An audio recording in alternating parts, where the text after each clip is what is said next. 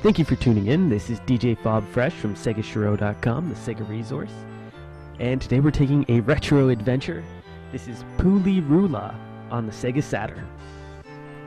When time is disrupted by an evil villain who steals a clockwork key in Radishland, it's up to two young kids, Zack and Mel, to go forth and bring these towns back into order with their fighting magic sticks. Sound bizarre? It definitely is. Fantastically so. Launched and developed by Teato in 1991, Xing Entertainment ported this to the Sega Saturn in 1997 as a part of the Arcade Gears lineup.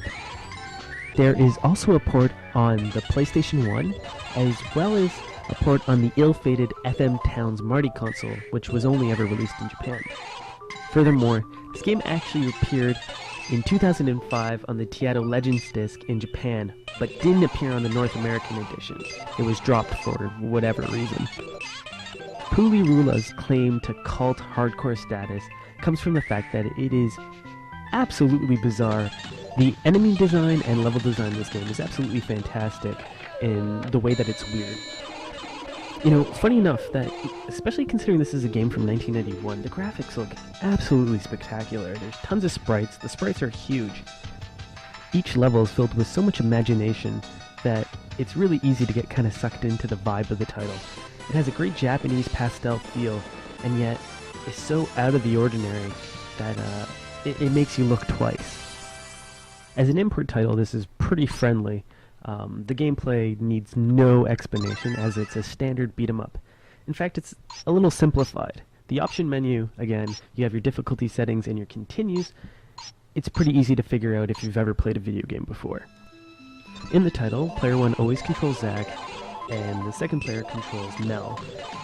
Despite their sprite differences, they're pretty much exactly the same in terms of gameplay. The gameplay itself is rather simplified. It's pretty much as straight up of a beat-em-up as you can get.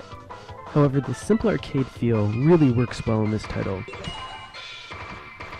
The one fancy addition is spectacular magic moves that are just outright weird, like the microwave move you just saw. There's a variety of them in the game, and it's fun trying them all out and getting to see them in action. The controls are nice and tight, and you can't go wrong with either the Saturn pad or the arcade stick.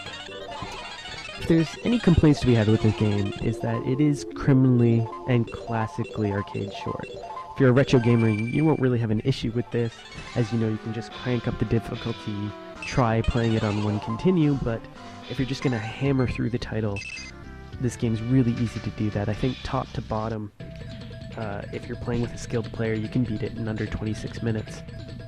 However, you can always add to the gameplay experience by playing it as a co-op challenge and seeing who between you and your second player can collect the most points.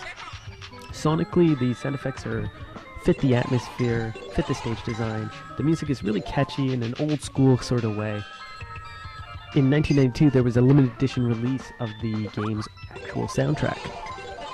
The Japanese Saturn version of the game actually comes bundled with a booklet that details the stages. Interestingly enough, there was an international release of this title in arcades, and yet the scene that you're seeing right now was actually cut out of that edition due to censorship issues. Now, if you're like me, you're absolutely wondering what's behind that green door. If you're a collector, this is definitely one to consider putting into your collection just because it's so bizarre and it's a great pick-up-and-play game. The Saturn version of this title can be reasonably rare and fetch a high price point, so just be on the lookout. This is DJ Fob Fresh signing out, wishing you well on your retro gaming journey.